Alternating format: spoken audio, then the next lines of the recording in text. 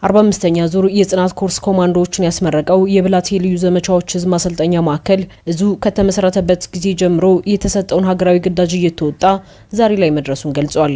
የልዩ ዘመቻዎች ህዝብ አዛዥ ሌተናል ጀነራል ሹማ አብደታ በውስብስብ የስልጠና ሂደቶች በጽናት አልፈው ለምረቃ የበቁ ሰልጣኞች የትኛውንም ግዳጅ መወጣት የሚያስችል ቁመና ላይ መሆናቸውን አረጋግጠዋል።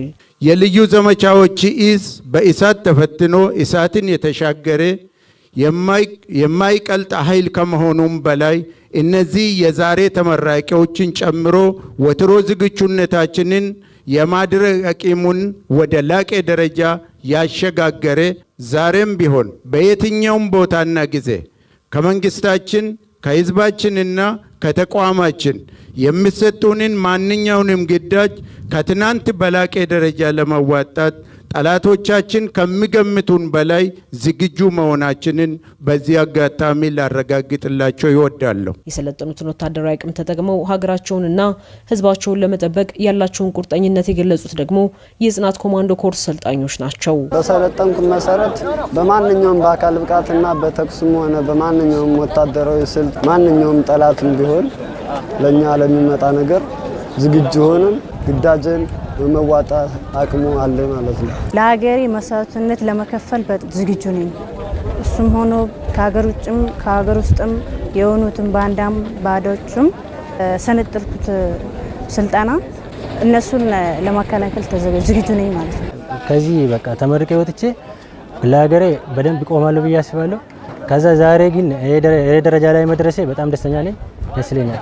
የጦር ኃይሎች ጠቅላይ ኤታማዦር ሹም ፊልድ ማርሻል ብርሃኑ ጁላ በበኩላቸው ለዘመናት ታሪካዊና ወቅታዊ ኢትዮጵያ ጠላቶቹ ነው የቀጠሉትን ኃይሎች በመመከት ሉዓላዊነቷ የተከበረ ሀገርን ማቆየት ታሪካዊ ኃላፊነታችን ነው ብለዋል።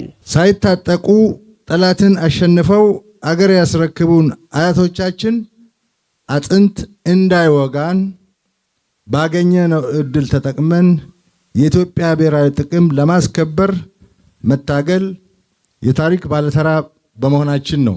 መከላከያ ሰራዊት የኢትዮጵያ ምሽግና መከታ ነው። በጉልበት አፍርሰን አገራችንን የስርዓት አልበኞች አገር እናደርጋታለን ብለው የሚመጣውን ሁሉ ግን እንመክታለን፣ አገር እናቆያለን፣ ለልጆቻችን እናስረክባለን። ውድ ተመራቂዎች፣ ከዛሬ ጀምሮ አገር ለማፍረስ የሚተጋውን የባዕዳን ተልዕኮ ተሸካሚ ባንዳዎች ሴራ ለመቀልበስ ግዳይ ተሰጥቷቸዋል። ስለሆነም የተሰማራችሁበትን የኮማንዶ ችሎታና አቅም ጠላትን ለመሰባበር እንድትጠቀሙ ይጠበቃል። ሂዱና ከኮማንዶ የጦር ክፍሎች ተቀላቀሉና እንደ ቀድሞ ወንድሞቻችሁ ሁሉ ታሪክ ስሩ። በመርሃ ግብሩ ላይ ምክትል ጠቅላይ ኤታማዦር ሹም ጀነራል አበባው ታደሰ የሐዋሳ ከተማ ከንቲባን ጨምሮ የተለያዩ የጦር ጀነራሎች፣ መኮንኖችና ጥሪ የተደረገላቸው እንግዶችም ተገኝተዋል።